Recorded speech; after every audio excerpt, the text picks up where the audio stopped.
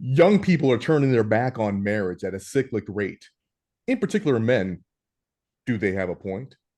I keep being told that Jesus is some kind of liberal or that the modern Christians don't view Jesus the same way as he's portrayed actually in the Bible. We're going to go ahead and discuss that. And Brian breaks down Matthew 28 and what it has to do with the divine council worldview. So keep it right here because that's what's coming up on Mount Hermeneutics.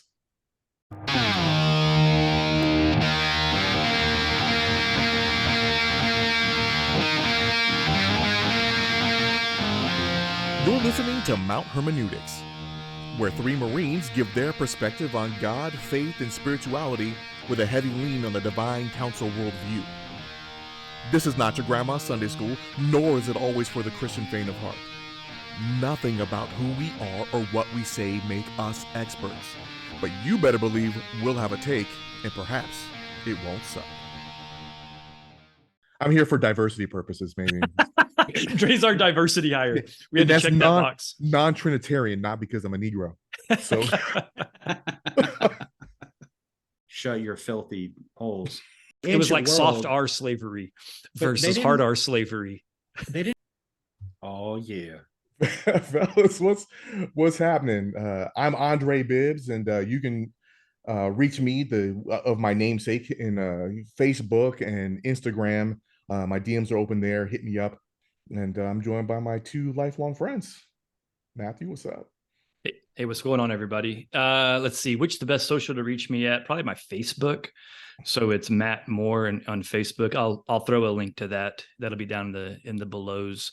I'll probably start trying to develop my X handle a little bit more. That might be an easier way for us to communicate. So maybe that'll be an easy way to break this into the show because it's a little more wide open.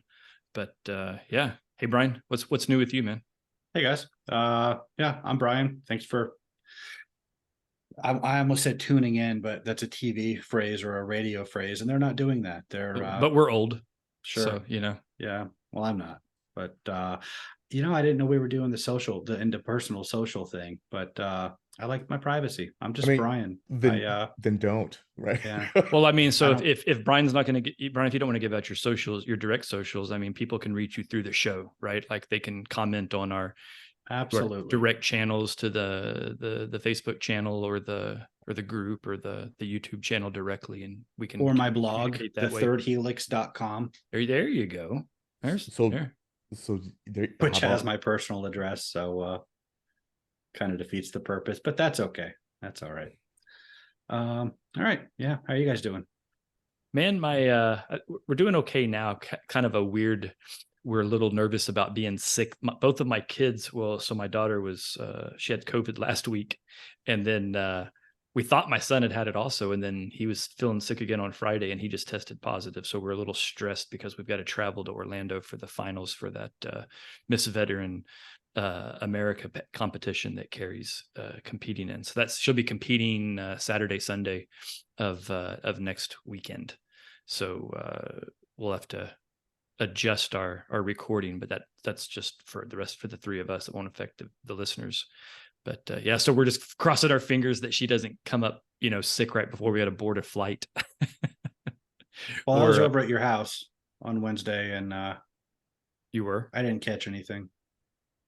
Well, that's good. I'm glad.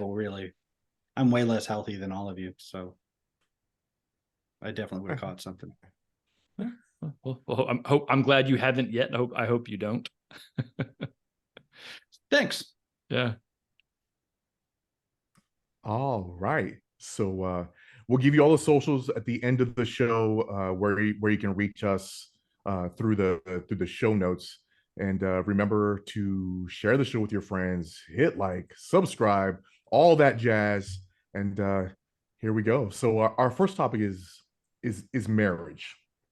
And what we've noticed probably over the last few years, especially if you're into the the podcast space with the conservatives that talk about marriage a lot, we see that we kind of already get into people that are left leaning lately on TikTok and things of that nature, that they go ahead and kind of poo-poo marriage. lots of divorcees, lots of trends where people stay single, or they get married but they don't have kids. But kind of a new thing that's happening right now is that in the conservative space, a lot of red pilled young people that are in the podcast slash influencer space are also talking about not being married. So I think last week, Pearl Davis, to just throw out a name, she has her little, with just pearly things, and she put some stats out about marriage, and the Daily Wire whole crew went in on her, which probably boosts her a little bit, because here, I mean, the way she put it is, hey, I've been watching these guys since I was in high school, and now they're actually attacking me on Twitter. So that's great. I can actually debate the people that I've been listening to debate for so long. She's not the only one. What did she say? Did she say something specifically, or Yeah, was it? her specific thing is that men shouldn't get married because it's not a good deal. It's not a good Oh, deal for men. The system is set up against men. The system with divorce and money, and basically where the system is incentivizing women to get divorced.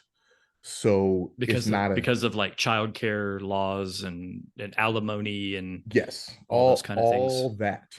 So So, so why? so I didn't see the video. Was she saying they shouldn't, or she just says I don't know why they do, or was it kind of both? Kind of both. Okay. Well, or she was saying, I do know why they do, and it's the system, and we need to change those judicial laws. I think at the her feeling about it is that the system is rigged, and these conservatives, these tradcons, these traditional conservatives that are into marriage, with the amount of influence that they have, that they should work harder to change these judicial things instead of just, as she would say, push marriage on young people.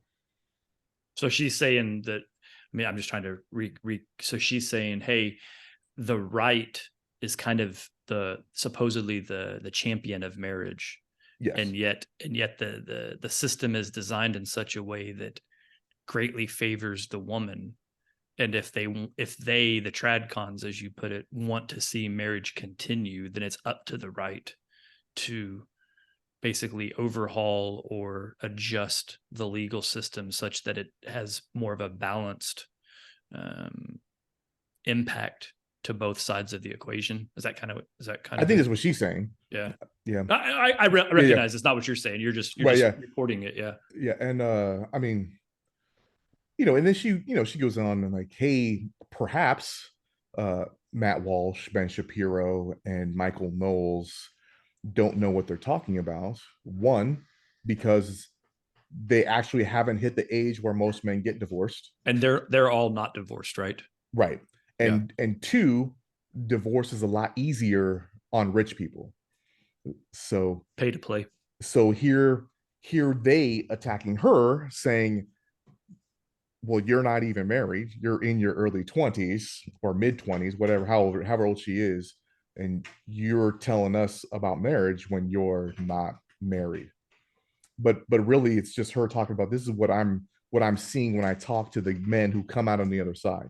Mm-hmm. And another big quote she talks about is his suicide rates. So the average man who's a factory worker or a blue collar guy who kind of sets up his entire pension, his whole life based on his family and taking care of them, gets divorced, loses half his stuff, never gets to see his kids, and the suicide rate for that guy is a lot higher than it is for everyone else who commits suicide. And being that we have this suicide and anxiety problem that we have, then why are we pushing these men to get married when, as Pearl would say, she doesn't even think women should vote, right? So she's like, women are trash. Men shouldn't have to get into some kind of commercial contract, because if you were in a deal that would say, hey, you're gonna 75% be either miserable You're or either gonna be divorced, financially ruined, depressed, or kill yourself. Yeah, why would you roll enter those into that? dice? Yeah, I mean, she makes a pretty strong argument at least at the first pass, right? Yeah, for sure. Like, and once I got past The shock factor. Well, not necessarily that, just even because I first heard it on the TradCon side, right? They're Okay. like, hey, Pearl Davis said these things. And I'm like, okay. And then, I read the Twitter, I'm like seeing the attacks, and then I watched probably 30 minutes of her video. I didn't watch the whole thing, but I'm like, yeah, maybe one of you should get her on the show, Candace. Right. So and she even cited Steven Crowder, who, despite no charges, no kind of filing, his divorce went public, and people saw him as an abuser due to a video that was released from his ring. Um, Even though the Daily Wire never covered that or covered the divorce, Candace Owens in particular did mention it because they had a little beef, and things were mentioned, and then she mentioned Crowder and his divorce. Which is, I mean, did he abuse her? I don't know, right? But Right.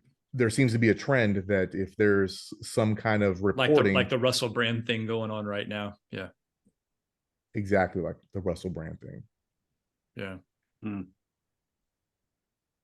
Yeah. Why should we get married? It's tough, right? Because I mean, there's there's the obvious reasons for it, right?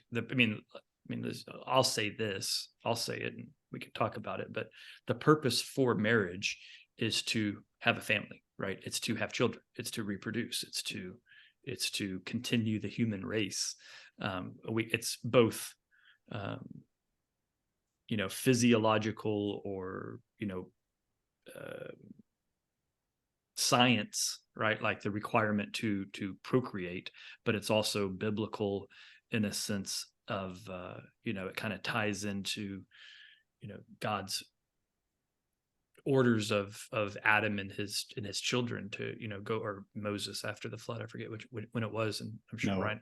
Noah. Okay, thanks. Yeah, I said Moses in the flood, didn't I? Noah in the flood, but it was He was after the flood, though. He was, and he was after Noah. Yeah. But it's to go out and populate and reproduce. That's what I'm here for. So, like, I mean, that's kind of an obvious.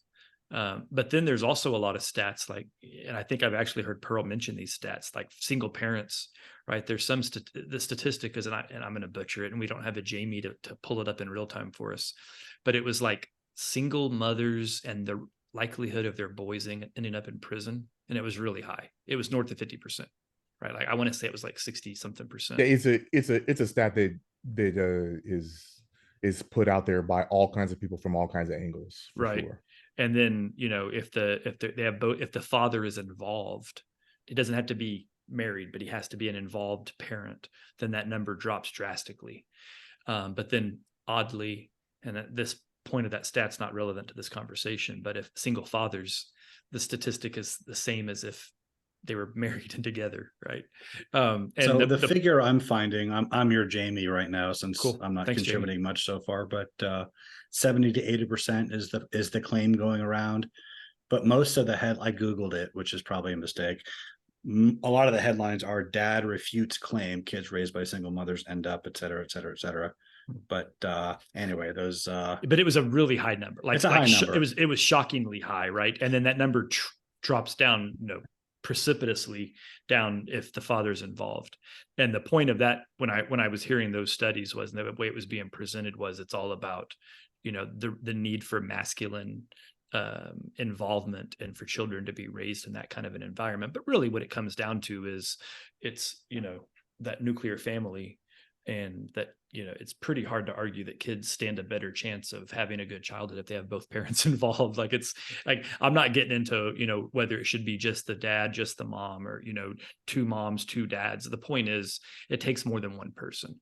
And I actually just watched some other I was watching I forget the woman's name. I need to hit the button so I can remember her name, but she's been popping up in my feeds a lot, and she's given like TED Talks. She's sitting in a chair, and she basically explains the same thing, that women weren't designed to raise children by themselves. Like, if you go back to Paleolithic times, hunter-gatherers and whatnot, like, one person can't raise a kid. It takes someone's off doing something, somebody's got to be watching the kids and taking care of them.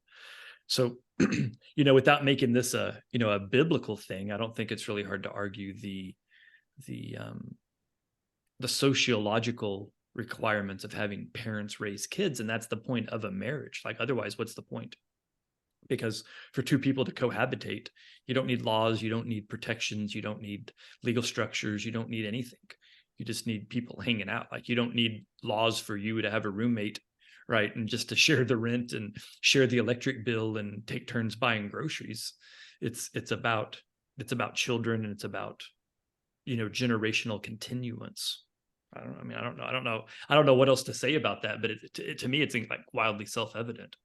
I go ahead, Brian, sorry, please. go ahead, Dre. No, please go ahead. Well,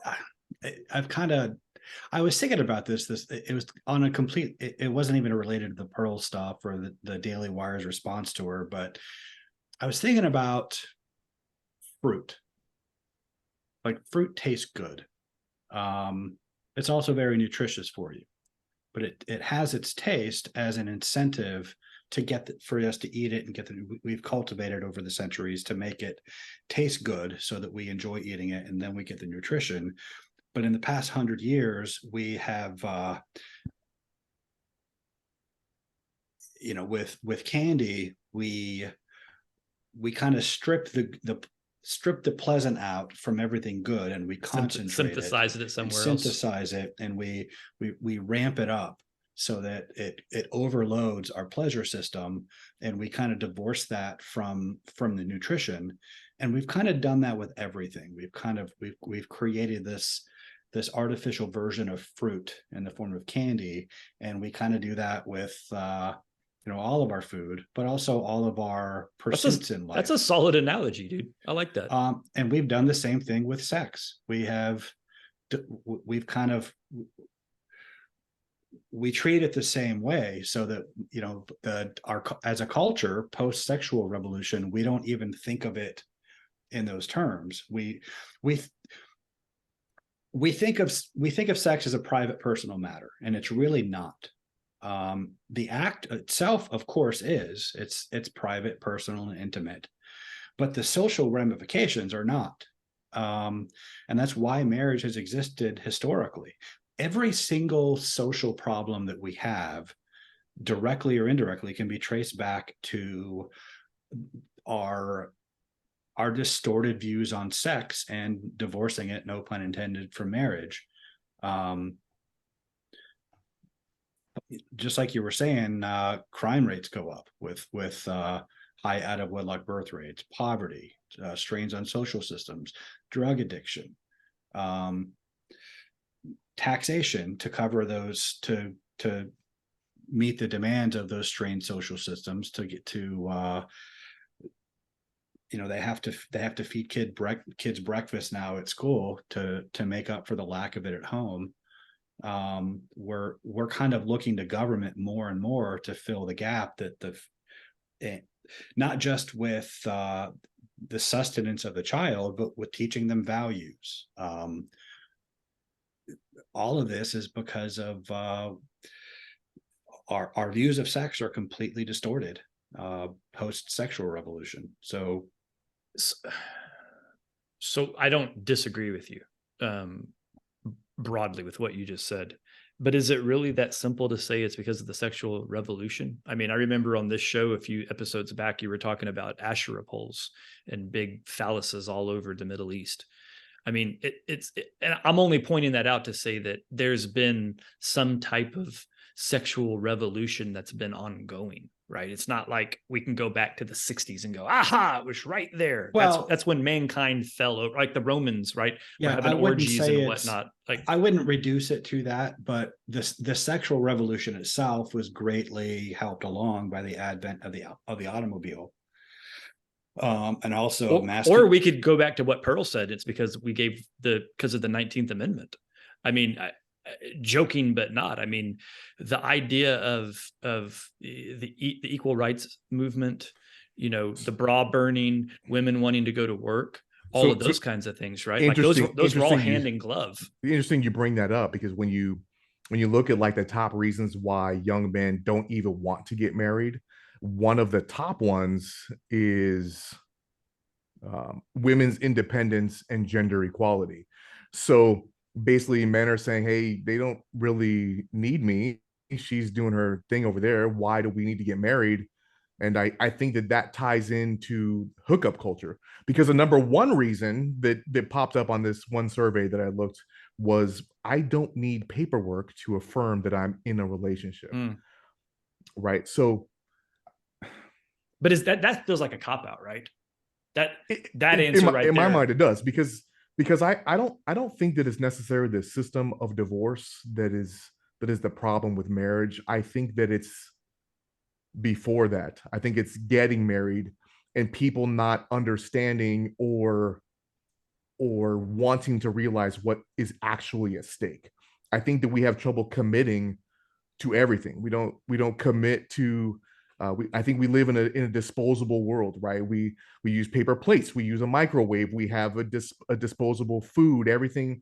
If I don't like something, even our cars, even though they're $30,000, they're really disposable after 200,000 miles, right? Even before, right? Yeah. That's if you're a mechanic and you're good, right? So we live in this disposable society where we confuse, I don't know, I think if I understand what you're saying, we bring the wrong set of expectations into marriage when we do get married. Mm-hmm. Yeah, for sure. Mm-hmm. And it seems to be generationally getting worse.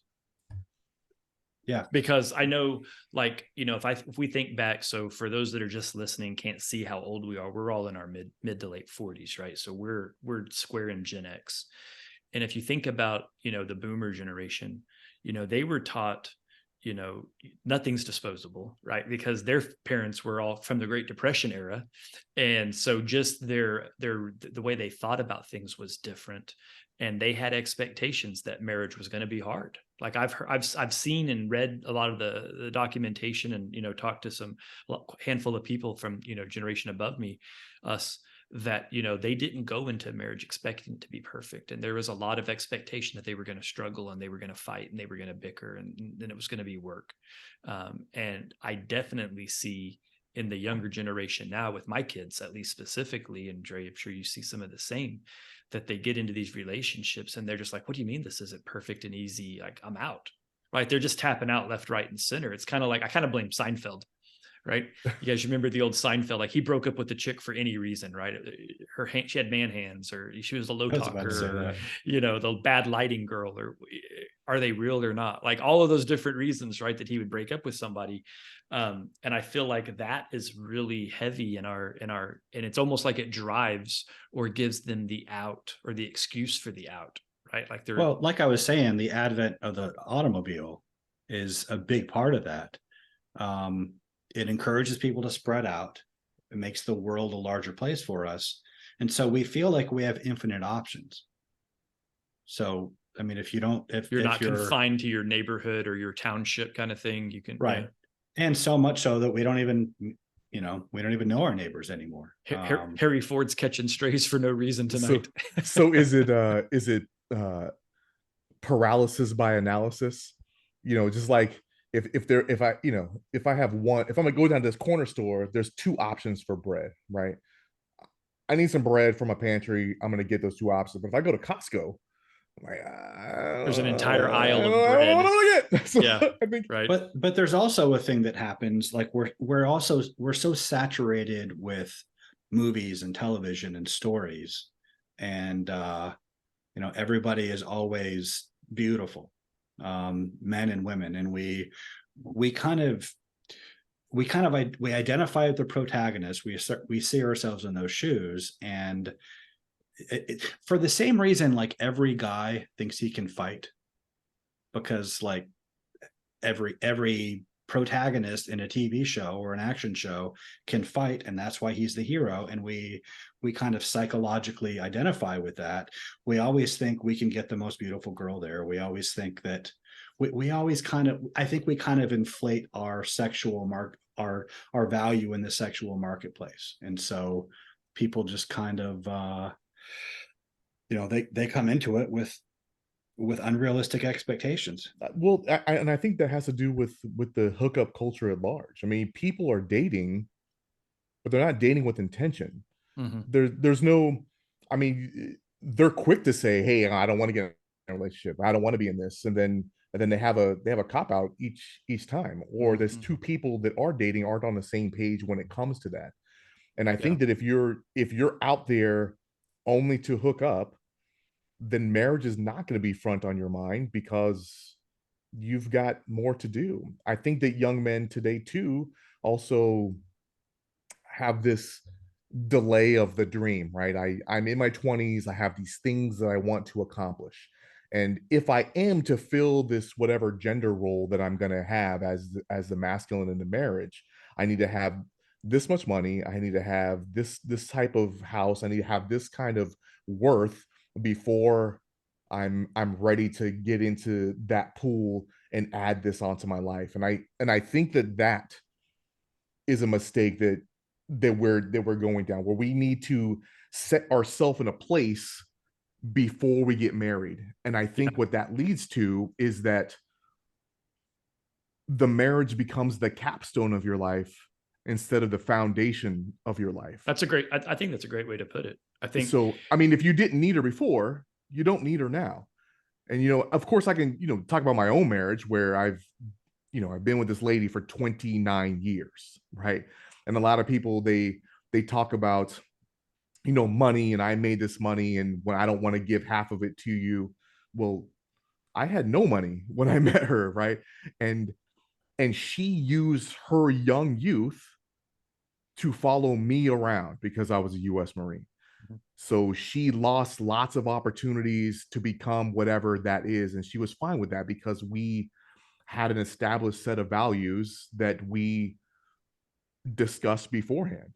yeah, Even to the fact, even to the point that when we had children, she did work, but then, I mean, that's how we saw each other. That was our date. We had one car. I would drive her to work, and Matt knows how far Red Lobster is from NSA, right? So we would make that drive. That'd be kind of our time together. Then I'd pick her up, and then we'd go to bed, and I have to get up and for my next shift. Um, it was kind of cool because being in the job that I had, I couldn't really talk about work. I could talk about individuals, I could talk about personalities, I could talk about, but I couldn't talk about what I did. But so it was kind of fun to just kind of have something that we related to. I think that we have a lot of issues with uh,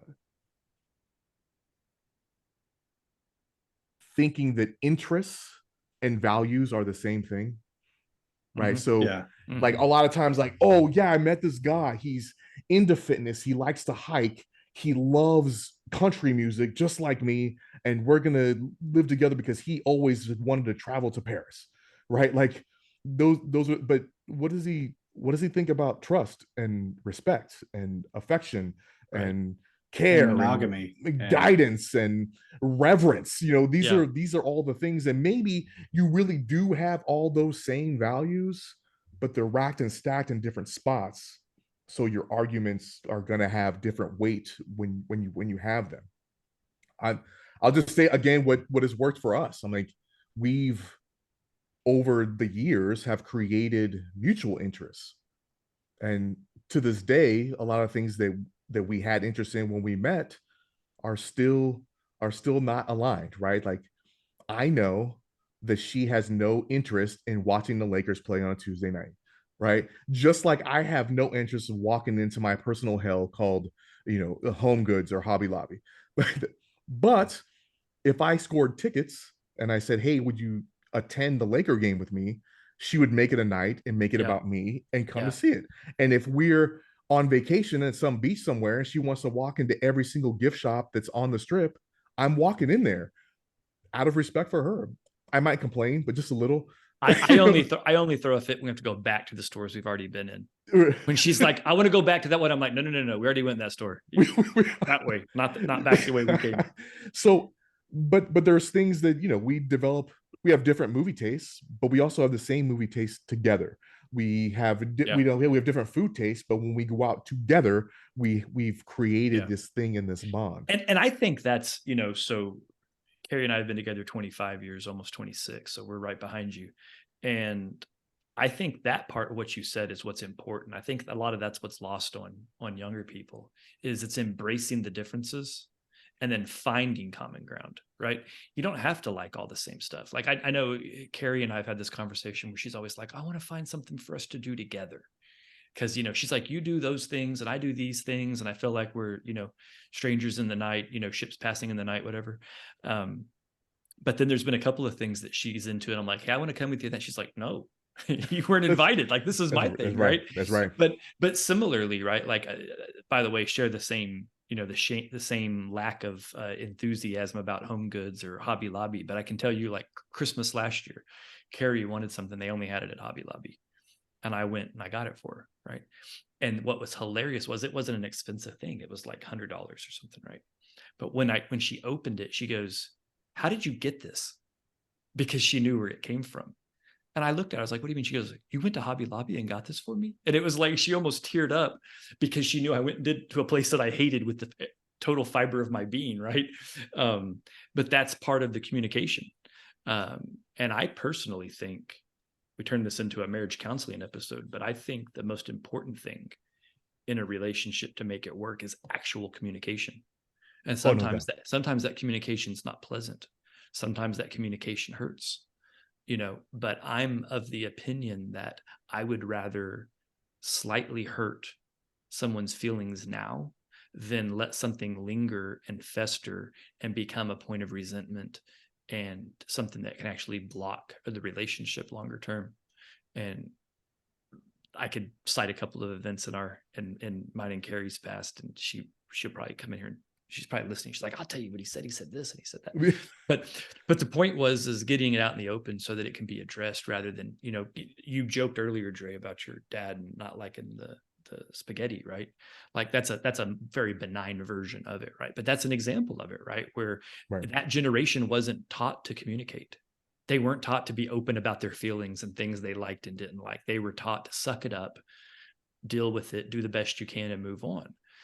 And I think that's where, I've been asked at church, at, some other areas, because Carrie and I happen to be like the oldest couple, right? Not the oldest people, but the oldest couple that have been together the longest. So like, what's the secret?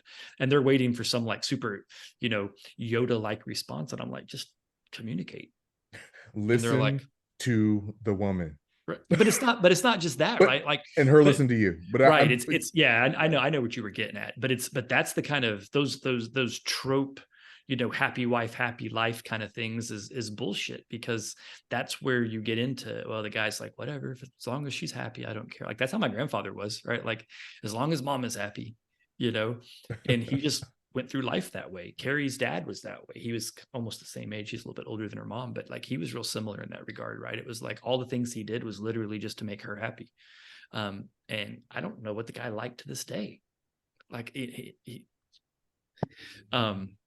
but yeah, I think that's a huge part of it, is the ability to find common ground that's relevant and not force it. Right. Because if you force it, like I have to do everything that she does, well, then you're going to be miserable. She's going to be able to read it on your face and vice versa. Like if you drug Delani to every Lakers game, at some point she's like, bruh, I'm not going. Like I'm done. I mean, some interests are deal breakers, right? Like if I would have met her and she told me she was a San Francisco Giants fan, then I say, we can't be married because clearly you don't know how to make good decisions, and I can't have you mothering my kids and even bringing that into existence. But seriously, when you talk about the communication, I think a lot of people will cite trust as the value, right? But trust doesn't just mean they're going to believe you're doing this or that. It also means that you trust your partner, that if you say something hard, they're not just going to walk out on you. They're actually going to listen to you. And you're going to find a way to fix that. Yeah. And I think that we don't have enough respect for each other to trust each other. So in order to trust, you got to have some respect, and you got to have a little gratitude for that person. And look, to be personal, we had a long stretch in our marriage where we were not together, right? Because of, I mean, I think that we would say the same things. I think that the nuances would be different, but I think the things that brought us back together was the actual foundation of our life. Yeah, I And think that's fair. and though that we weren't together due to some immaturity, due to some selfishness, mostly on my part, that caused her to act another way, which just made it compound. Um, the fact that we could come back to the foundation that we laid when we were in our early 20s and still find that friendship and then rebuild that as we respected each other, co-parenting the whole way, because it wasn't about the kids, it was about us to come back. Right. And I think that if you if I didn't have those same set of values from the beginning, then our marriage would have been completely doomed, and each of us be living a different life that I don't even want to try to imagine right now. Yeah, And that makes perfect sense. And you guys beat the odds, because the Marine Corps is not, it's not kind to marriage. Well, it's funny you say that, because that's actually why I got out of the Marine Corps, was because I didn't see a way that my marriage was going to stay intact. And I didn't, obviously Dre and Delaney hadn't gone through the problems they were going through yet, but I was kind of seeing that, just generally speaking, right? Like just the challenges of the life of the Marine Corps, especially as a young Marine. And for those that don't know, Carrie was in the Navy when we met. So we had a different set of challenges where we were going to have to like jump through hoops for co-location to be able to get orders to match up. And that was going to be a struggle, because the Marine Corps could care less about your other services, significant other. So we I kind of read those tea leaves, and I was like, I was a risk manager before I was a formally trained risk manager. And I was like, I don't like these odds. I'm gonna punch out. And, and I know without a shadow of a doubt, I made the right decision. I missed everything about the Marine Corps. The career in the Marine Corps would have been the easy part for me. Keeping my family intact would have been really hard. So I definitely, for Dre and Delaney to have had those challenges, it's not surprising. But making it through, it's definitely, a testament. Because I know for all of us in that, that got married in that first enlistment, that the odds have got to be staggeringly against us.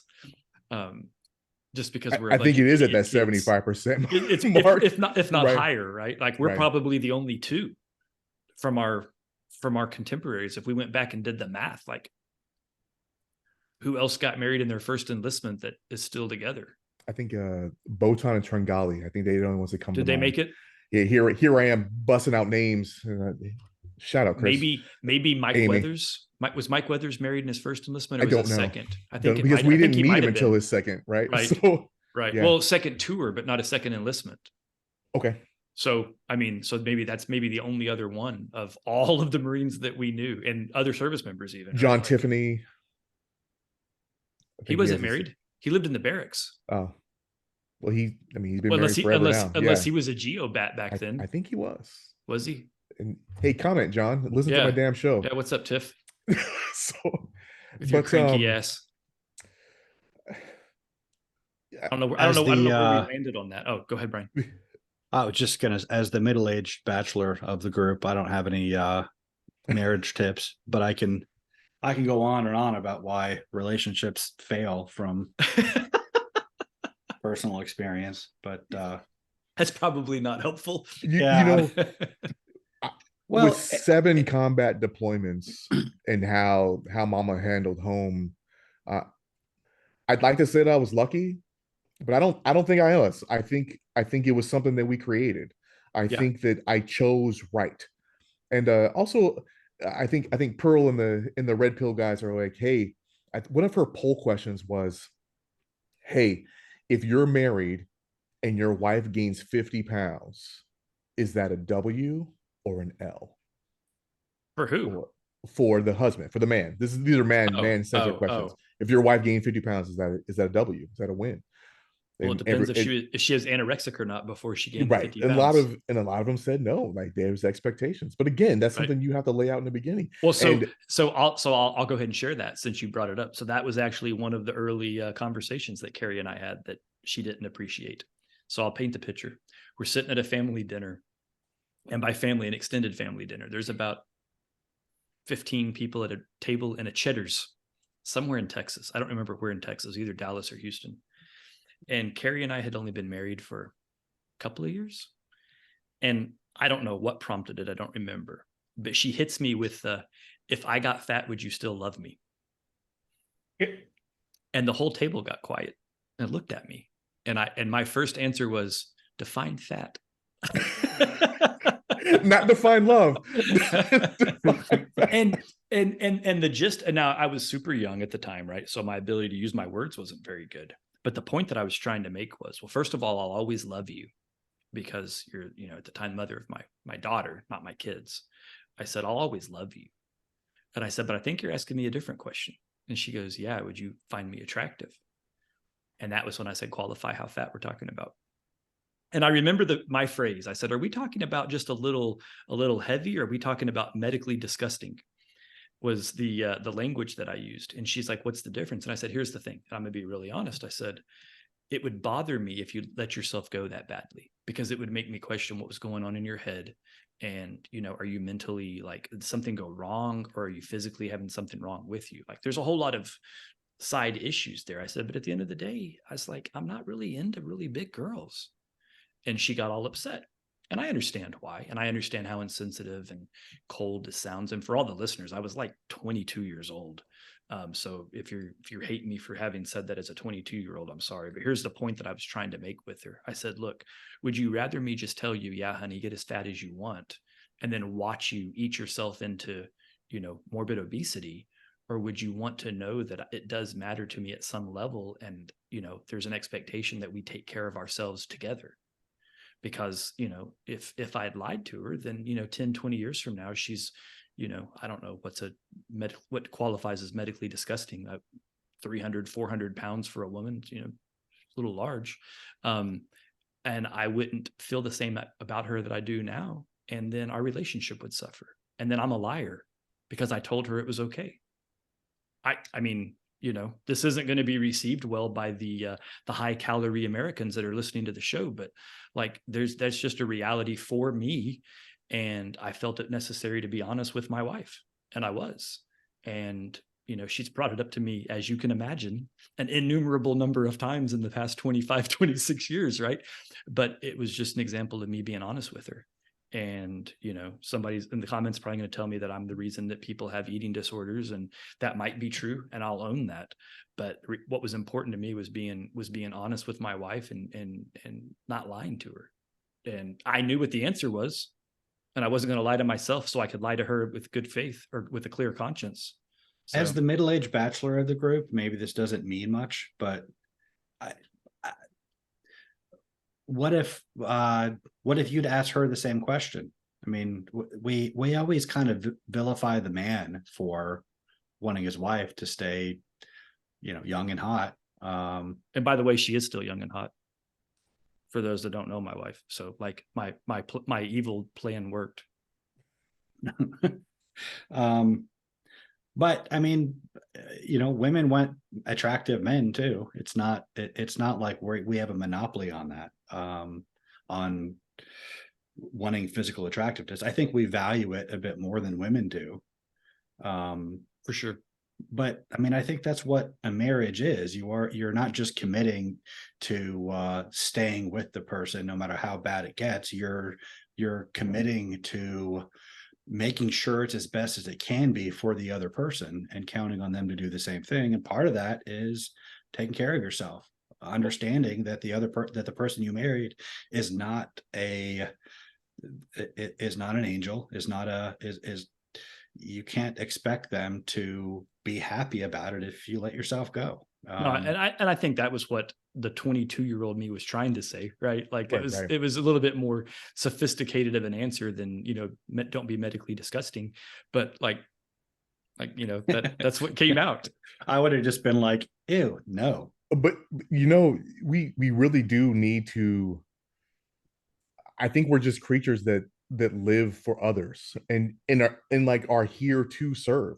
And I think that a lot of people that get divorced, a lot of their sightings are, he didn't make me happy. Mhm. She didn't make me happy.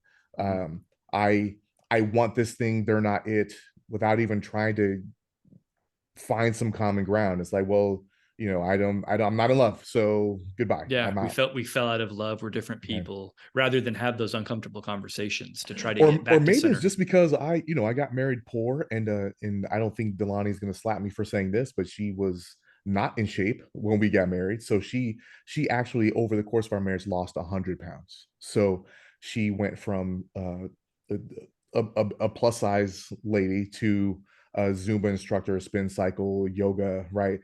Um, and I don't think that I was the reason that she wanted to be fit. I think that I factored in, but I think it was a moment when our toddler, our youngest child, ran down the street and she couldn't catch her. So you start, mom instincts start kicking in. I I'm not going to be on the planet longer if I'm not healthy. I'm not going to be the best parent because I can't physically do some things, and I'm also not a very good example, right? So how am I supposed to tell my kids to eat their vegetables if I'm not doing it, Hmm. right? If I'm not at least eating healthier. I mean, my kids are going to be more on the macros than it is vegetables, but it is what it is. Um, I think we also have to be that example. And also, what are you showing your kids when you're not committing to their mother, to their father, that Hmm. they don't have to commit? And why should they even listen to you? Right? So here they have to commit as a child, as and you have to commit as a parent. Why should they when you can't even commit on a vow that you made years ago with the Right. person that you're supposed to be creating this life with? I think that we just don't recognize the stakes Yeah, that we're I in, I agree. and that's why they all fail. But if you see the stakes, envision the stakes, and then commit to them, I think that marriage will have a much, much higher success rate. And that's not to say that if you check all the boxes, that it's still not a risk, because the other person has a say too, right? It's like it's like when you're playing football and your plays are all drawn out, like, okay, that this should work if I execute it properly. Well, the other team has a say. They're Hmm. playing defense on the other side. So, Yeah. but if everything's in harmony, Well, that's you're why I you're remember good. as a kid, my parents divorced, and Uh, we were really involved in the church. And I remember there's somebody saying, I don't remember where I heard it from because I was young. I was 7 or 8. I remember somebody saying, if two people are Christians and they're married, there's no reason that they should ever get divorced. no And reason. I remember hearing that as a kid. Yeah, I mean that was it's very. I don't know if it was Southern Baptist Church at the time. I was too young to know denominations, but it was very, much. You should just pray on it, make it happen, make it work out, et cetera, et cetera. And I remember even as a kid thinking, hmm, that's it's a bold strategy, Cotton. Like, like I remember thinking that as a kid, and then my parents got divorced, which, as you can imagine, then put some weird thoughts in my head as a young kid, right? I'm like, well, wait a second. Some pastor said that if two people are Christians and there's no reason to get divorced, and my parents just got divorced, so which one of them aren't Christians? I remember that happening and that kind of being in the back of my mind also. So, I you're right. It does take both sides. Both sides have to try. Both sides have to work. Um, and admittedly, this is one of the things, Dre, that you and I have talked about that I think the Jehovah's Witnesses are super cool with their whole, marriage being the centerpiece and not doing Christmas, but celebrating the anniversary of the parents and Yeah, all yeah. that kind of stuff. I think that's an amazing.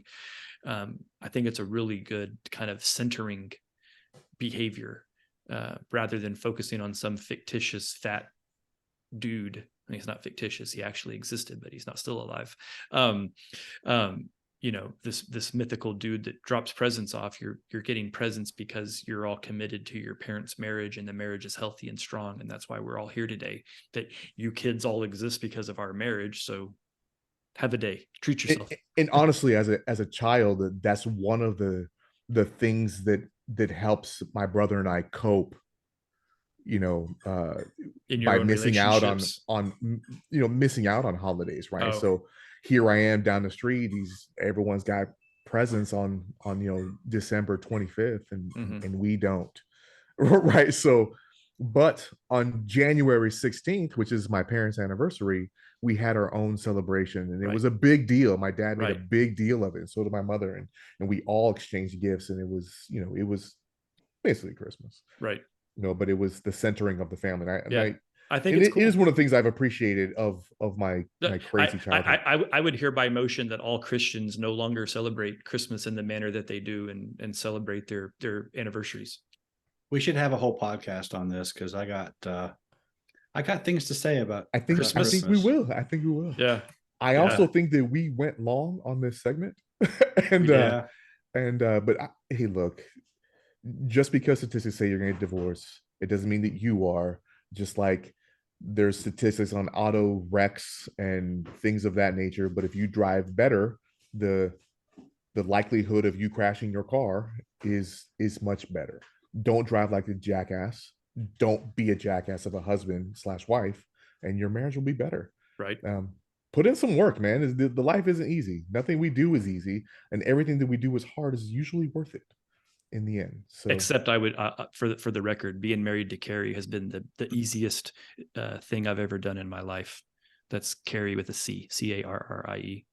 She's pretty good to you. You luck Oh, out there. oh, I started to say I outpunted my coverage, but you wouldn't have understood the analogy. he said he's banging on the Hamilton best of wives, best of women. Right.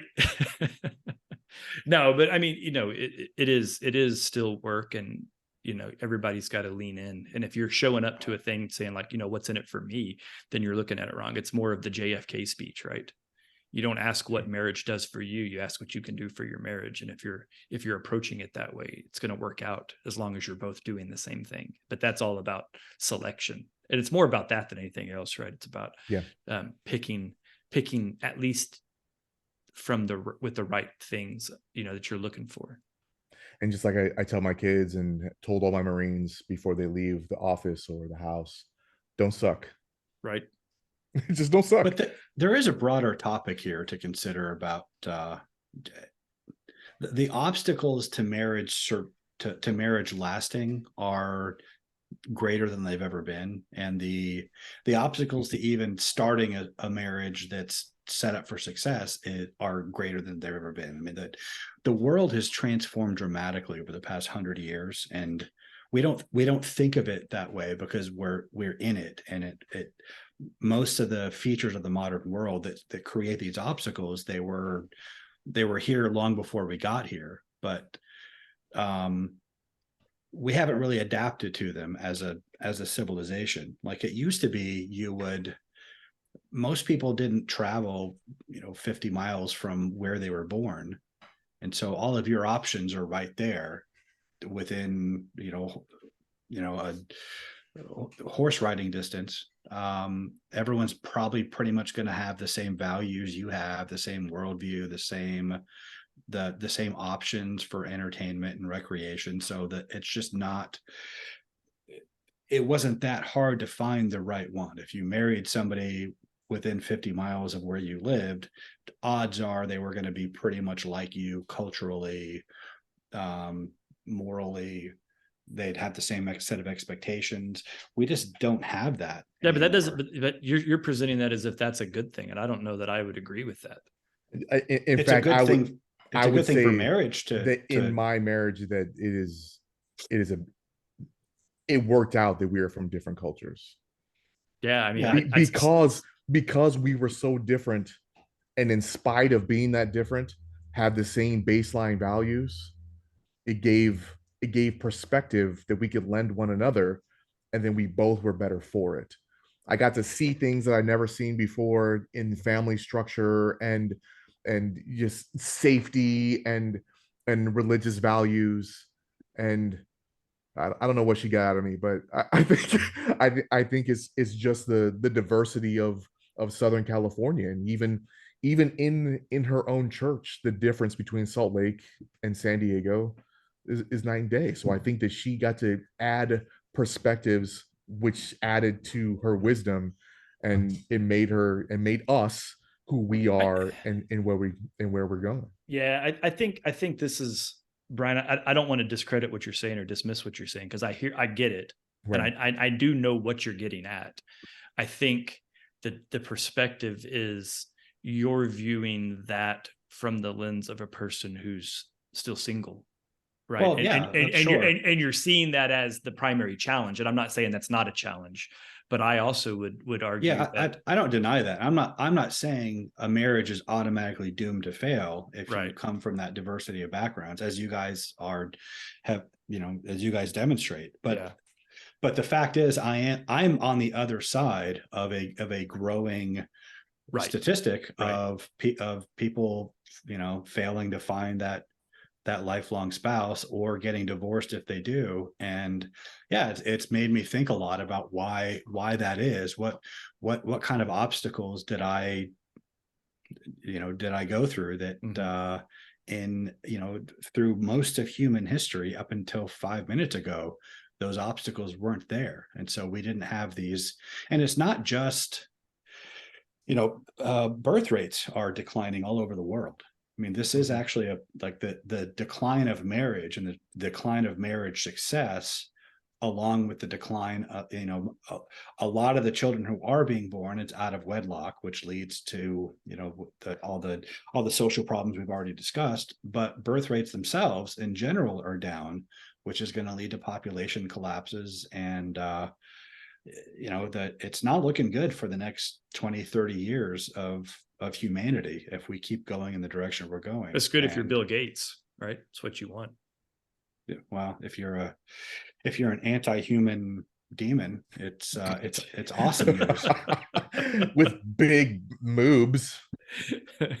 Well, Yeah. um, Yeah, and I also think there's probably a big challenge from what I'm seeing, just with my kids, but more my daughter and then guys that I know like you, Brian, that I think every year that you go without being married, I think it makes it that much harder as you go down the path, right? Because you become more kind of locked in your ways. And like I think that was one of the things, like I was 20 when I got married.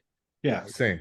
Yeah. And so and Carrie and I talk about this, we grew up together. You know what I mean? Like it's kind of weird to say that out loud because we were adults, but we weren't. you know and I'm sure I'm saying this now as a 46-year-old man, and I'm sure when I'm 66 I'll be like, I didn't know shit back then when I'm in my 40s, kind of thing, Right. because perspective is so important to it.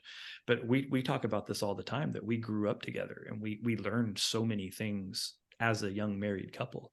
And some of that was how to raise kids, right? Like a lot of your child raising when you're young, it's an experiment.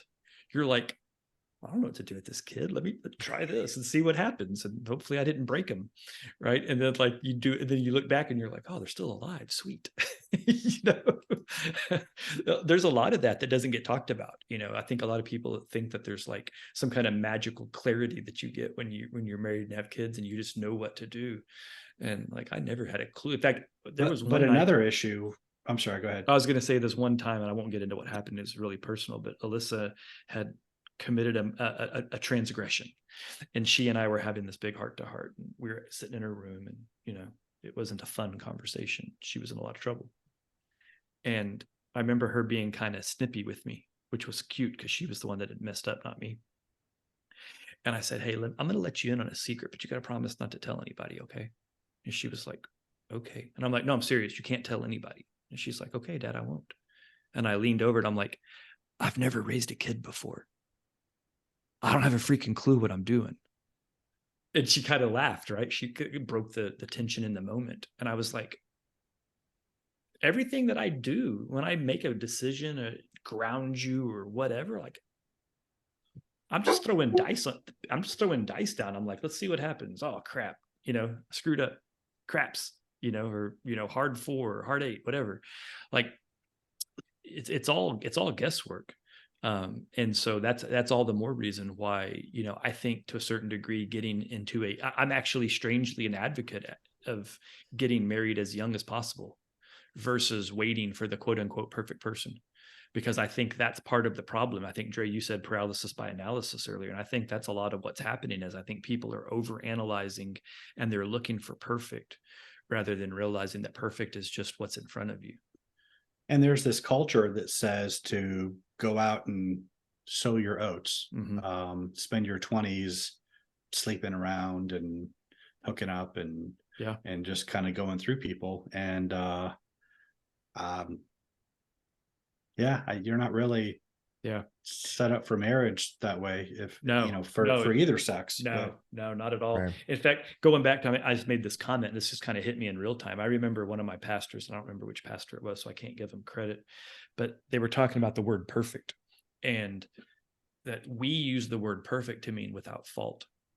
But biblically, whenever God talks about perfection, he's talking about perfection related to his design, which is different, from how we see perfection from a scientific view, right? And so the point of that being is that, Dre and Delani's marriage was perfect for them. It wasn't a perfect marriage in a scientific, if you graded it out, right? But it was what was right for them because they made it work, and they've ended up with 3 good kids and all those kinds of things, right? And I think sometimes we're looking for real perfection, and what we need is perfection of the event when it comes to life, because life is messy, right? Like the whole thing is one big messy ball of Right. bad decisions and emotion. And you kids out there, you hear the horror stories of, once you're married, it's over. I promise you, as a young married person, I had way more sex than you. I just promise. I don't care how studly of a dude you are, picking up chicks and hoes at the bar, doing those things. That's funny. By having my best friend at home with me every day. You're not really, wrong though. And it's even better too, because we get to explore and experiment and You can laugh. do the things and laugh, and even if like, hey, that wasn't good, you suck. All right, well, I'll do better. In fact, give me about 8 seconds. We'll get back in here. But also, a lot of people that don't want to have kids, they cite like, hey, you're stuck at home with kids. I'm doing whatever it is that I want to do. Chelsea Handler, all the time, she'll have on her Instagram, I've she's seen at the that. top of some big beautiful mountain. Well, guess what I get to do? And That's a cope. Chelsea Handler and I were born the same year. My kids are now grown. So I get to do all the things that she does, even though she has to do a little bit more because she's rich and I'm not. Okay. But I also had the feeling and the experience of the other stuff. I had my son and my daughters and my grandchildren and my wife. And when I go sit at the top of the mountain, I'm not taking a picture alone. I'm taking a picture with her. Right? I'm doing all the things with somebody that I, as Matt would put it, grew up with. I'm telling you, if it works, if it sticks, like it's way better than being single and by yourself. Why? I've done both, and Yeah, I've come out the other side. If it does not fit, you must have quit. That's right. So Chelsea, I know you watch. And, yeah, I too get to do whatever I want, just because I have responsibilities to things, and I believe that I should be there for others. Maybe I can do whatever I want all the time, but I'm going to be honest, I'd rather have a wife and kids. I kind of, I kind of screwed that up. So But it's not too late for you, Brian. We got you. not We too got late. you. We got you, dog. Which is why Yeah, you gotta and I'm- put your socials. Don't worry. Just, hey, ladies, send me an email. Thirdhelix.com. sorry, that wasn't a. We got to stop doing that. I was just send an email. I'm the one that reads the emails. I'll vet them. It'll be fine. Yeah, okay. It'll be good. I think we've probably done that enough. That's probably it'll take now. Well, we've done it enough when you're Yeah. saying your vows. You don't want it, or at least a date, for the love of goodness graciousness. That's that part's not the problem. We're not suggesting Brian doesn't get dates, but we're suggesting that he hasn't found the forever person yet.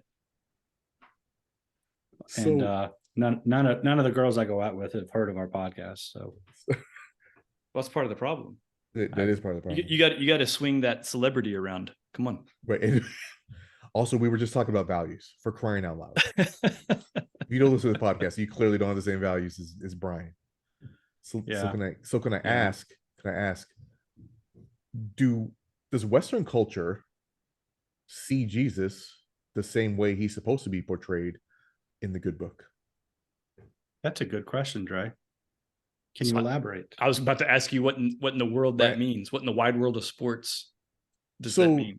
so a lot of people will say that Christianity uses God as a weapon by saying that he's this or that, usually on the conservative side, and when really the Jesus of the Gospels, I've heard that he was liberal. Perhaps he was even a hippie, that he hung out with thugs and prostitutes and did these things. And I know that my two esteemed colleagues have thoughts on this. Also, he was super nice and never raised his voice to anybody. He never argued, never said anything hurtful or disagreeable. Never fashioned a whip. Never did anything violent, like chasing people with a. You saying Jesus was a cracker? Whip crack away, whip crack away, whip crack away. That's from Oklahoma, and that's for both of you. I have not seen that. Okay. Yeah. But so was Jesus a hippie? Was he a liberal? no, he was not. I mean, so those are two different things. First of all, Well, right? yeah. Like you're throwing all these different words out. There's a lot of overlap, though. Right. Well, I There mean, is a lot of overlap. There can be, but there doesn't have to be, right? Well, that's why we have Like- you, Matthew. I mean, I would not say he was a hippie. I think where that conflation comes from is there was a lot of communal dialogue, right? That Jesus was known to have said, right? I'm talking about giving up your belongings, helping each other. I think that's it as far as I'm aware of his writings. It was that communal concept, which was more about the time than it was about his socioeconomic belief system. And he typically said that in specific in a specific context, in a parable, or he was trying to make a point with it. Well, it wasn't a parable. The rich young ruler came to him and said, "Rabbi, what must I do to inherit eternal life?" And Jesus said, "Well, what's the law say? How do you read it?" And he conspicuously mentioned all of the kind of the horizontal stuff, like how you treat your fellow man, don't murder, honor your parents, don't steal, et cetera, et cetera. And Jesus said, "Well, we'll do this and you will live." And the rich young man said, "Well, all these I have kept since I was a boy." And so then he basically, because he left out everything related to God, and there's and he was, a lot of times people came to Jesus with a question that basically amounted to, and this is kind of relevant to our marriage conversation, because it was the same thing when they asked him about, is it right for a man to divorce his wife for any reason? A lot of times people came to Jesus with a question that amounted to, well, what's the least I got to do? They were trying to get a workaround to the law, and they were like, well, there's this new guy in town is different, and let me see if I can get him to say give me a different answer, right? Well, part of it, but it was essentially, what's the least I got to do to keep the law, to keep God off my back, to placate God, so I can put these questions of righteousness and pleasing God behind me and pursue what I'm really interested in. Like, if this was the rich young ruler just wanted to enjoy his wealth. And so when Jesus answered them according to those terms, if being justified under the law, it was, oh, well, easy, absolute perfection is the answer you're looking for.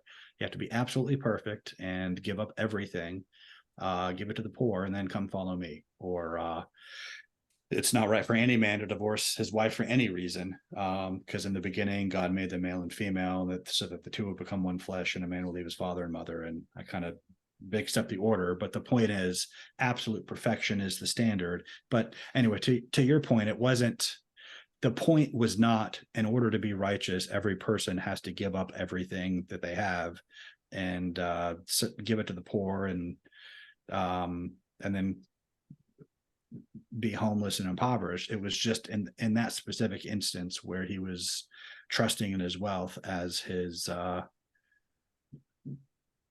main value in life. So I kind of got us off track a little bit. I don't think you did at all. Was Jesus a hippie? That's so why do you think there's a push to say that Jesus was these things that are kind of Western values today? Like, well, it's a modern version. Own your truth, and it's a modern version of what Brian just said, right? It's people So if you back up, the religion has been used by people for societal control since the beginning of time, right? It's probably one of the stronger stances that fuels atheists, right? They're like, it's not real, it's just this thing that people make up so that they can control other people. But societal control is a real thing. And, you know, going back to Jesus's era, and that's a lot of what he accused the Pharisees and the Sadducees of, right, was using their position of influence to their benefit, which is what led to the whips and the table flippings and all that kind of stuff as a more specific case in point, right? But, and for those that, I mean, I guess we probably shouldn't just gloss over that in case somebody's listening and go, what are you talking about? I don't remember the verse. I'm sure Brian does, but there was an instance where Jesus, John, for sure. Okay. Jesus happened upon a temple, and the temple was full of, I'm just going to say people. Some of them were priests and some weren't, but they'd essentially turned the temple. They're money changers. Right. But they had turned the temple into a flea market, for lack of a better term, right? There were people doing loans. There were loan sharks. They were, you know, they were selling things, and well, there was a lot of stuff going on that was being done in the temple. And they had turned the court of the Gentiles into a place to sell sacrifices. Like that was the main thing. Right. Like okay. people would, like you had to travel from, pilgrims had to come from far away.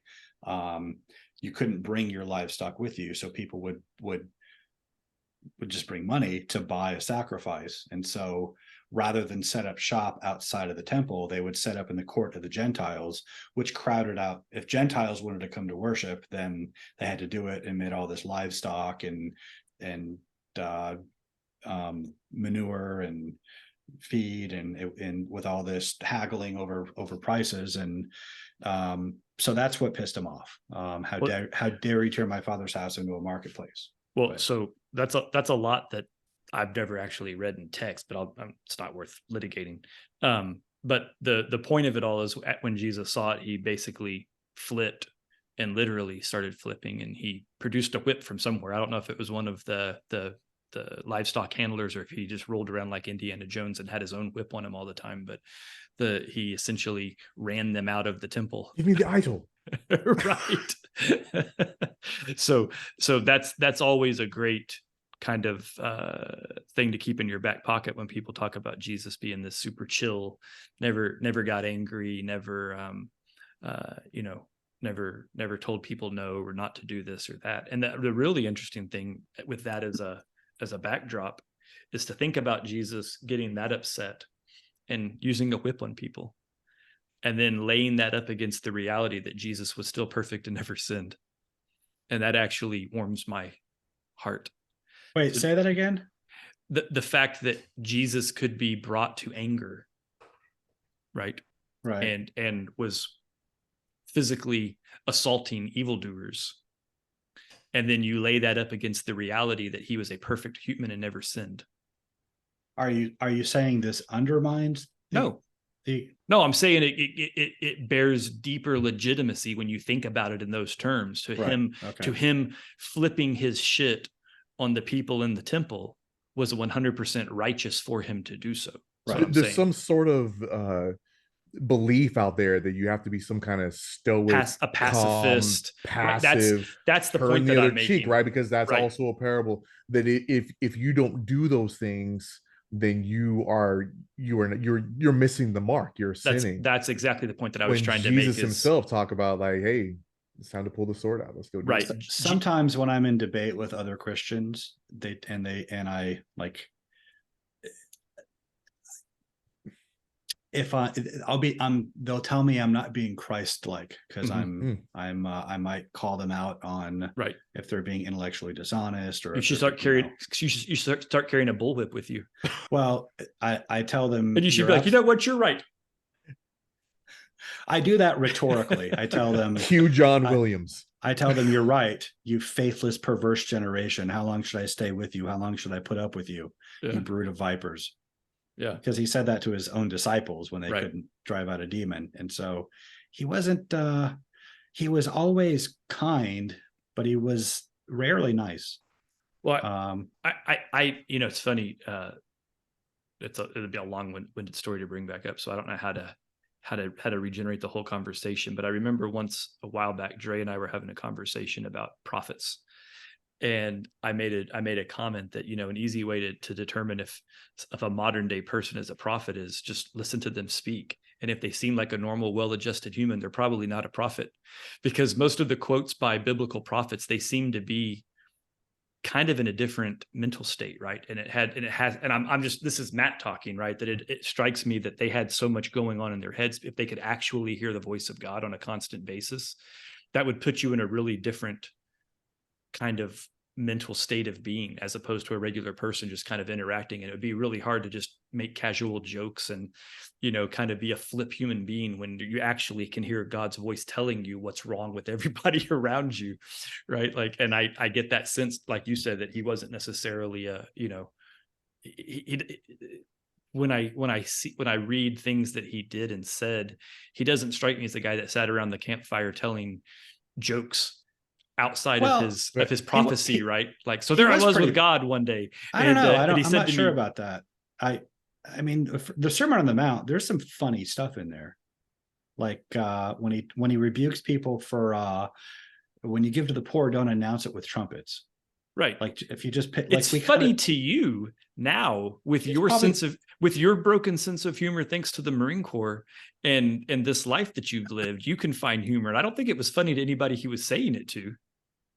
I think I think it was meant to be funny when, imagine somebody giving to the poor and then having an entourage of trumpet players. I bet they did. The public. I bet there were rich people that did that kind of stuff. No, that's hyperbole. Lots of what Jesus said was hyperbole done for comic I mean, effect. people do it today. Look at The Rock and Oprah. Oh, well, yeah, but they didn't have literal trumpet players, but. Well, no, but that's what that was. Do you not worry about the speck in your brother's eye when you have a log in your own eye? That was hyperbole. But also, well, of course it was, but it wasn't. I mean, obviously he doesn't mean a literal log, but what he meant was, when your backyard's dirtier than your neighbor's, how dare you criticize your neighbor? Well, yeah, we know what he meant, but that was a comical picture of somebody with a log in their eye and trying to fish out the speck in the other person's eye. That was kind of funny at the time. Yeah. One of the funniest episodes. Pretty Fozzie Bear. Jesus was like, a log in your eye, waka, waka, waka. But also when he rose from the dead and appeared to them, this always bugs me when people preach sermons on this. When he shows up, the text says, peace be upon you. And people will preach whole sermons on, the peace that Jesus came to give them. Really, he was like, telling them, calm your tits. Yeah, because they were like, oh my God. A customary Jewish greeting is Shalom Aleichem, which is the same thing Arabs say when they say Salam Alaikum. Yeah. It's just peace be upon. He showed up and he's like, hey, what's up? Like, he's all nonchalant about it and says, Shalom, y'all. That's an interesting take. I always assumed he was trying to calm them down because they were losing their stuff overseas. And no, I think he was cracking wise when he was just that. He's just like, what's up, homies? And then they're freaking out, and he's like, I said shalom, y'all. And then I think it says more about you, Brian, that you're finding tons of humor in Jesus's speeches. I think you'll see it when you. No, I don't think I will. In fact, in my so this is almost a Talladega Nights kind of thing, but like I kind of picture Jesus if he was giving a sermon and then there's a Brian snickering, he'd be like, man, I don't think so. I mean, I was saying, I think the crowd would have been chuckling when he said that. I think he was, cracking jokes to the crowd to kind of get him on board, and then he'd drop hammers like, if you look at a woman lustfully, you've already committed adultery with her in your heart. And it's always like, hey, that's right. Yeah, you should. Well, that's you're serious. That's tough. The other stuff was the comic relief to break the tension ankles from that, but it wasn't my fault her hair wasn't covered. But that's kind of, that goes to our overall discussion of, is Jesus how we imagine him to be? Right. He was pretty we think of him as all stoic and Prozac'd out, and he's just kind of He had the long hair and the unapproachable. sandals. Yeah, but like, come on, man. When he was what? He was 8 and his parents lost him. Well, 12. They literally lost their kid and then they find him like 3 days later. And they're like, where have you been? He's like, where do you think I've been, woman? I've been in my father's house taking care of business. That ain't a normal 12-year-old. well, he didn't really say it like that. It was more. I'm pretty sure I just recited that verbatim. Yeah, but you're assigning a modern connotation to it. Like the word Because I was don't there. do a good like Yiddish accent. Hey, like because they were Yiddish. they were German. But I mean, a lot of stuff Jesus said was pretty hilarious, and he had a pretty biting wit that I think would have almost certainly got laughs at the time. I mean, look, I know for a fact that God has a sense of humor. Otherwise, I would be dead by now already. But like that notwithstanding, I don't know that I read much humor into the words of Christ. Well, pray about it. You'll be God, could enlightened. you show me the humor in your words? Ask God to help you lighten up. No, I don't think I need help with that. So I don't think we got anywhere with this. I think that we still just see that dude the way we see him. So what I was starting to say to answer your question directly was I think it's very similar to what Brian was saying about Jesus in his day, right? Like people were coming to Jesus trying to get him to give them back doors or circumvent parts of the law. Hey, Jesus, what do you think about this? They're hoping he would give them an out, right? Like an easy button. And I think that's much what people are doing today is they're trying to mold things he said or did such that it can justify their behavior, even though despite the fact that they know it's wrong. Like, so back to the log in your eye, right? Like, I mean, Metallica probably made it overly popular, but the whole judge not lest ye be judged yourself is probably one of the most widely used misquotes of Jesus, right? At least from my point of view, from what I've seen, like it gets used all the damn time. And every time it's used, the person is suggesting that we're not allowed to judge. And this is absolutely not the correct interpretation of that comment, right? Like the commentary was, you should strive to be righteous so you can then hold your brothers accountable so that they can also strive for righteousness, because, you know, iron sharpens iron, all that kind of stuff. Like that's the point, right? The point isn't, oh, you're right, I can't judge because I got a pole in my eye, so I got to turn and look away and not watch what you're doing, right? Like, no, I got to pull this out of my own eye so I can help you, so we can help each other and we can all be better together. But that's not how pop culture would have you believe that to mean. The irony of that is to judge someone in the sense he's talking about is to exercise authority over them. Like that's what right. When it talks about the book of Judges, these were leaders who rose up. Judging is to exercise authority over someone. Right. That doesn't mean saying that what you're doing, calling evil good or good evil.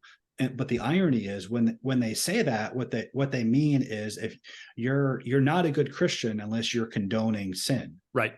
Right. But what they're doing is deciding on their own authority that what God has condemned as sin is actually okay.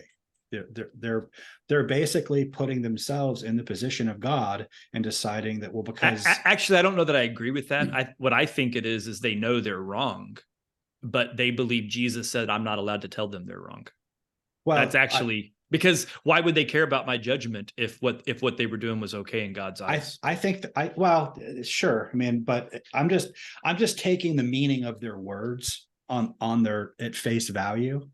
And yeah, you're probably correct in psychologizing them. Although I do think that we have such a shallow understanding of what morality is that, a moral compass requires an external reference point. Just like a compass needs magnetic north for the needle to work, so a moral compass needs an external standard.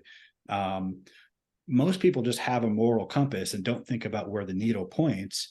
They think, and they're not considering there's all kinds of other interference with it that throws the needle off. They just think that because they feel this, just their own unexamined feelings that have been inculcated into them by culture, by the stories they've watched that have told them, that have modeled values for them, that they just kind of passively and uncritically accepted. I think a lot of people really think that just because they feel it, that makes it right. And that's Oh, for sure. Yeah, and- absolutely. But the irony is, if they understood it correctly, but that's the definition of self-righteousness, that your feelings are the measure of rightness. And you can go around imposing that on people by telling Christians, you're not allowed to call what the Bible calls evil, evil, because I say, you have heard that the Bible says, like when the Chick-fil-A guy, the reporter went at the CEO of Chick-fil-A and was like, well, do you believe that gays should marry? And he's like, you know damn well what I'm going to say to that, and yet you're basically daring me to either, you know, acknowledge my Christian beliefs as being correct, or you want me to tell you it's okay to do whatever you want to do. Like, yeah, and he's basically superimposing a different moral standard over the Bible and demanding compliance with it, and setting himself up as judge in the process. Yep.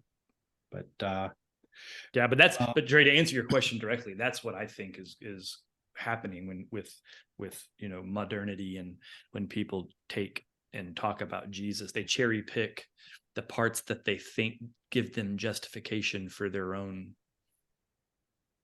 decisions about what it is they want to do, irrespective of their actual beliefs of right and wrong. And that's why I think they do it. I truly don't think that they think that it makes it okay. I think they know they're wrong. And it's like, you know, when people like to be wrong in groups, it seems to take away some of the, you know, the guilt. It's like, well, he's doing it too. You know, you go to your parents and you're like, why did you cut class? Well, my friends cut class. Well, if everybody jumped off a bridge, yeah, I would. If they jumped off, I'm jumping off too. Like, I think religion is like any other marketplace. It's shaped by consumer demand. If there's a demand for a Jesus who is just me writ large, churches will provide that. Yeah, they do. And so they do. We see it all over the place. And so people shop around for churches that tell them what they already believe and and that will conform to the values they already have, which, you know, we talked a few weeks ago, we talked about how, you know, the one thing that all established religions have in common is that they acknowledge that the teachings of the religion are eternal and immutable, and you come to the religion to conform to it because you are temporary and unenlightened, and you come to it to find wisdom and enlightenment, and in so doing, immortality by aligning yourself with what's permanent and eternal. Yeah, we have the complete opposite view of that today. We have the Aleister Crowley version of finding the true will, except that version is so commonplace now that it's trite. It's just it is my observation that in that same vein that the United States Armed Forces have gone down the same path.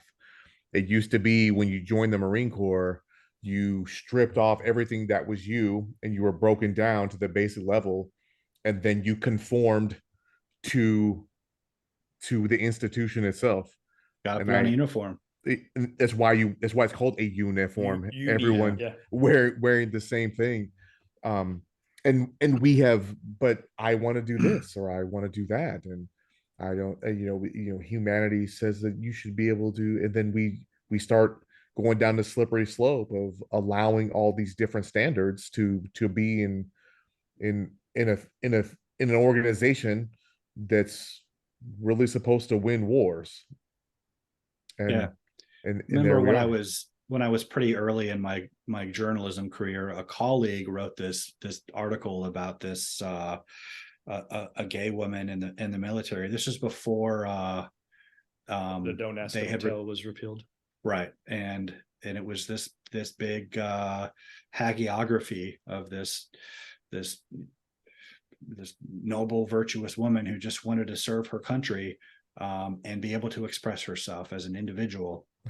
And like the person who wrote it, like there was never any attention given to so I read it afterwards, and we were talking about it over drinks at one point, and I'm just like, everybody has to get the same haircut and wear a uniform when you join the military, right? And she just kind of looked at me blankly. Well, what do you mean? You're supposed to conform to them. Like, you don't go for individual self-expression. But the whole idea was just totally foreign to her, and just never really entered into the article. But those are the kinds of things that shape our culture and our expectations, and religion does the same thing. They got to get butts in seats. They got to give them a Jesus that appeals to them. And I don't even think every preacher does this deliberately. I think they do to some degree. So I don't want to speak for all, but I can't help but believe that there's a point at some day or in a sermon as they're writing their sermon notes out, and they're like, oh, I better not say that. I better just move on from this point, right? Because it's not going to be well received or they know a certain person in the church family that's going through something that's related to this. And if they hit it too hard, it's going to upset their parents and their grandparents and their aunt and uncle, who are all members and are, maybe one's on the elder board. You know what I mean? Like, I can't believe that doesn't happen. I there's almost certainly that temptation to, like, every time you're writing a sermon, I think there's always the understanding that everything you say can have an impact on how large your congregation stays. Mm-hmm. And that's gonna, and I'm not saying they're deliberately crafting their sermon to that, but they have to be aware of that, and that temptation, I'm sure, influences what they do. But even without that, though, let's just give everyone the benefit of the doubt, just for the sake of argument, and assume nobody has that temptation. Nobody is thinking about that doesn't factor into what they say. The fact of the matter is still that the marketplace is going to reward those preachers who present the most popular, appealing version of God and Jesus. And so that's going to become the market standard. That's going to become what's normative. That's going to be the popular version of Christianity. Well, you look at these mega churches, and that's precisely what they are. Yeah. And they're chock full of the sermons you want to hear, not the sermons you don't want to hear. Right. And everybody loves beating up on Joel Osteen because he's such an egregious example of this. But I don't think your garden variety conservative preacher is that much different. I don't think they're lying. I think they're being sincere, but they kind of fit what the marketplace demands, and that's why they're there, and that's why they're popular. And that's why Jesus warned against wide gates and broad paths. And there's an episode in Luke chapter, I think 9, maybe it's 14. Anyway, it says large crowds were following Jesus. And so he turned and said to them, unless a man hates his father and mother, his brothers and sisters, his wife and children, even his own life, he cannot be my disciple. And he said pretty much the same thing in other occasions, but it was more palatable. It was, if you love your father and mother more than me, you're not worthy of me. But here, I think he deliberately crafted that for maximum offense, precisely because of that large crowd, because he wanted to weed out as many as he could of the hangers on versus the true believers. He didn't want half-hearted enthusiasts. He wanted people who were fully devoted and committed and willing to give up everything to follow him. Also not funny, by the way. But he waka waka waka. If he was going for laughs, though, he would have killed. But he was going for minimal popularity there. For those listening at home, in case you didn't know what the word was, because I didn't, a hagiography is a biography of a saint. So Brian likes to throw in these words like we all just walk around reading hagiographic writings on a regular basis. But Yeah. Well, you all learned a new word today. You're welcome. Yeah. Glad to help. That's what I'm here for. And whatever. Jesus is a G, so it's fine. It's fine. OG, Oh yeah. OG, angel of death, the destroyer. That's a whole different conversation. I'm not getting Sure back into is. that That's one why I right now. brought it up.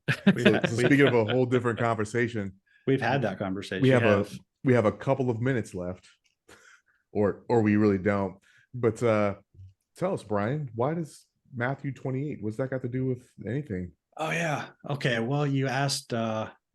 We were talking about doing divine council worldview related passages, and that kind of seems like one that it's easy to.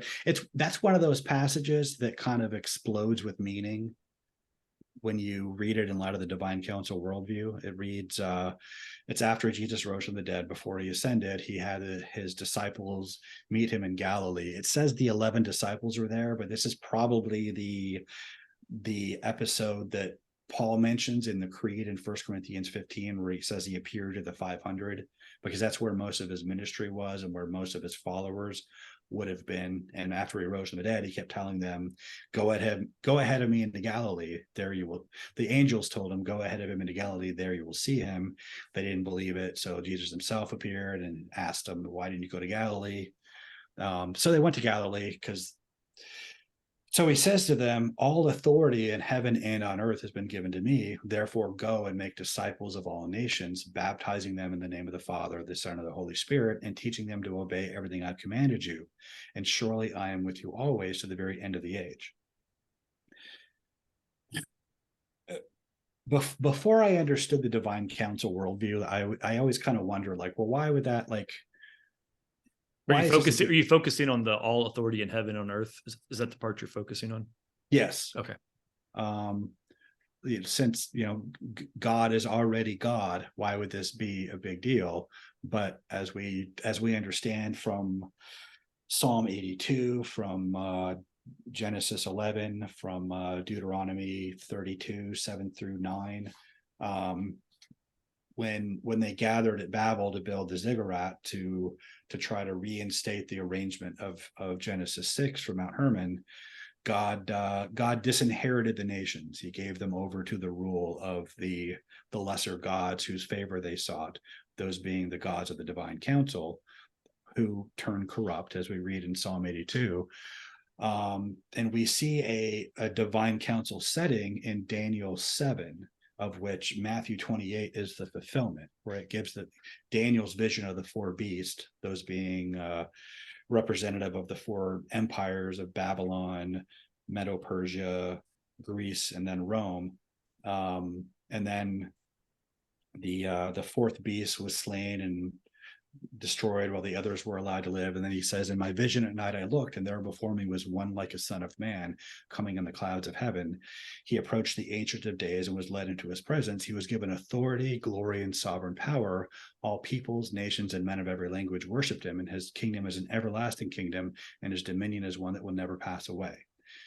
That Jesus was essentially declaring that fulfilled. And in that vision in Daniel 7, this was a huge, it talks about how thrones were seated and books were opened. This is the divine council seated for judgment.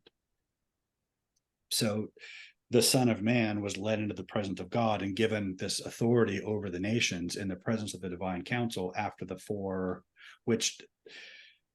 fourth beast was destroyed and the others were robbed of their authority, were not robbed of it, but they were stripped of their authority.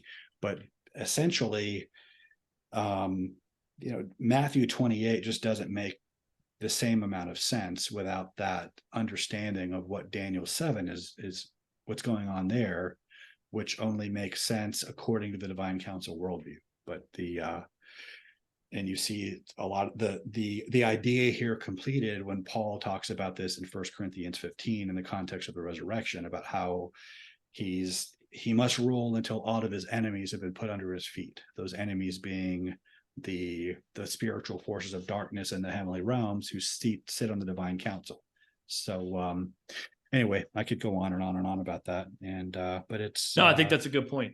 And let me restate a couple of things, because just to make sure it covered when you kind of casually said, the divine council, Genesis 11, et cetera, just to make sure people understand, Genesis 11 is talking about the Tower of Babel. Right. And I think, I don't know that we've talked about that a handful of times here or not, but it's important. That's a key part of this, right? So you have to have the Genesis 6, you have to have the sons of God and the daughters of men and the Nephilim. But then you get, and you have to have Psalms 82, and where the divine council's introduced, which is funny because it's later in the Bible, but it's, the timeline's a little disconnected. It's almost like the writers assume that this, like the general story is already known. Right. And you're getting kind of correct. Like So highlights of it. So when you look at Genesis 11, what's happening is everyone knows the Tower of Babel story, but just to be clear, what happens at the end of the Tower of Babel story is what's important, right? So I'm looking at right now, it's the King James version that I have up. I'm looking for the verse. I don't know where it is.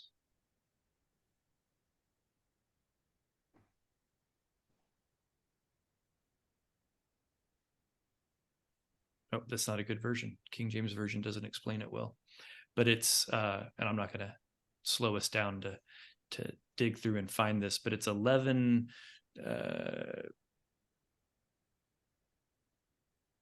or wait, maybe it's not 11 when that's discussed. Does it come back? You want me to again? just read the passage? That might Well, help. I'm looking at it, but it's not the part. It's not the verse that I'm looking for, because I'm looking for the language of